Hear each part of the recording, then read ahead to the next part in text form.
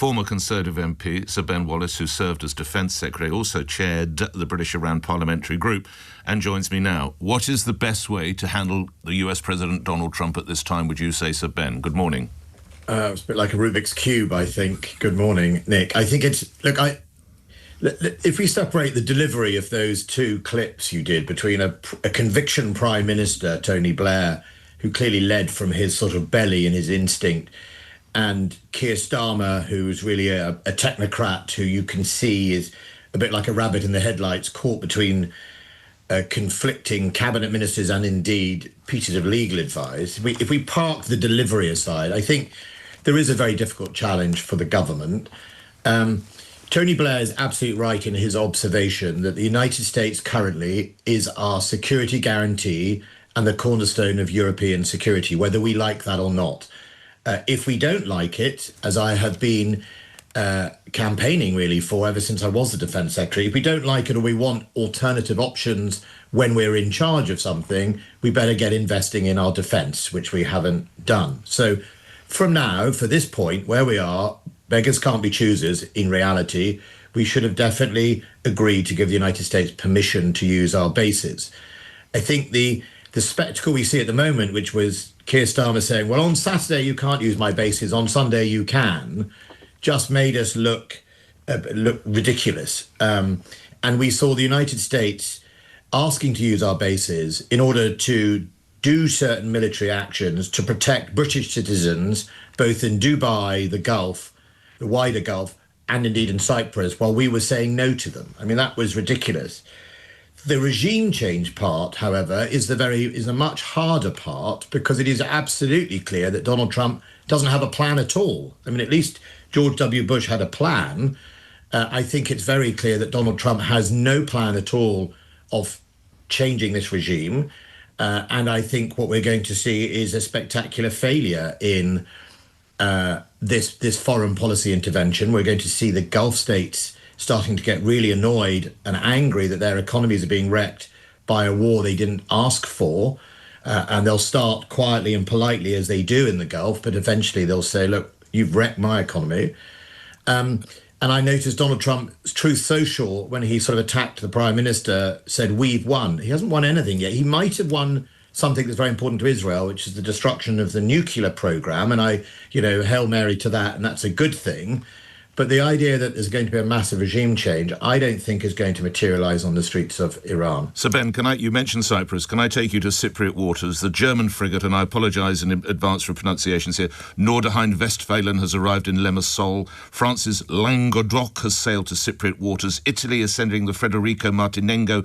Spain, the Cristobal Colon. And Greece has already dispatched 4 F-16 fighter jets.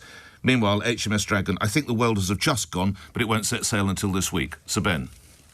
Well, I think there are certain things you can fairly criticise the government for and some things you can't. What you can criticise the government for is, if you remember when they arrived, everything was going to be paused. We know best, we're coming in. The defence spending was paused in the area of equipment, planning and programme.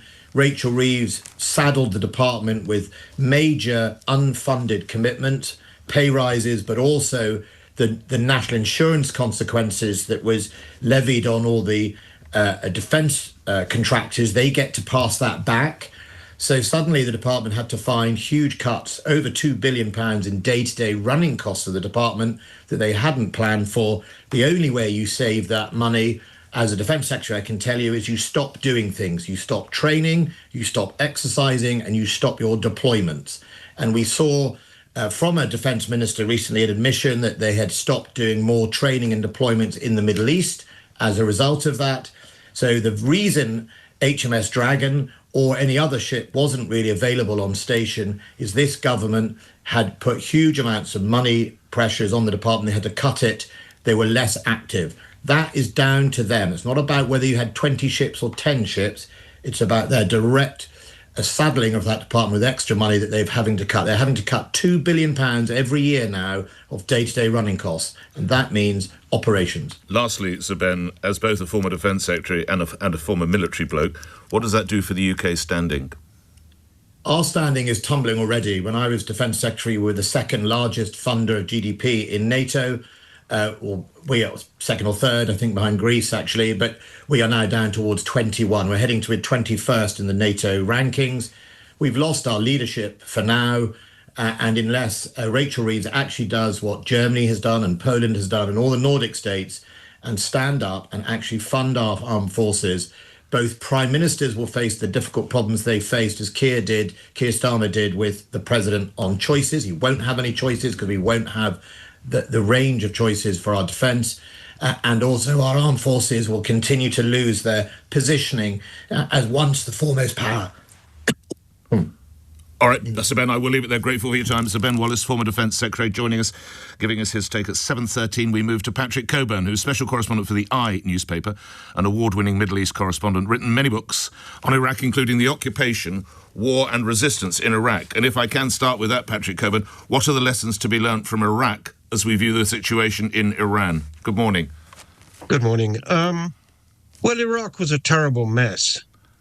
Which should have been obvious when Tony Blair ordered Britain to take part in the invasion. And Iran is even messier and about to get worse. So I think that's one major lesson.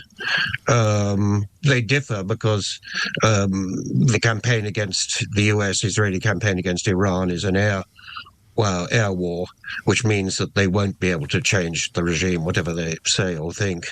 That wasn't true in Iraq. So it's likely to go on a very long time, and it's likely to escalate. So in some ways, it's worse than Iraq.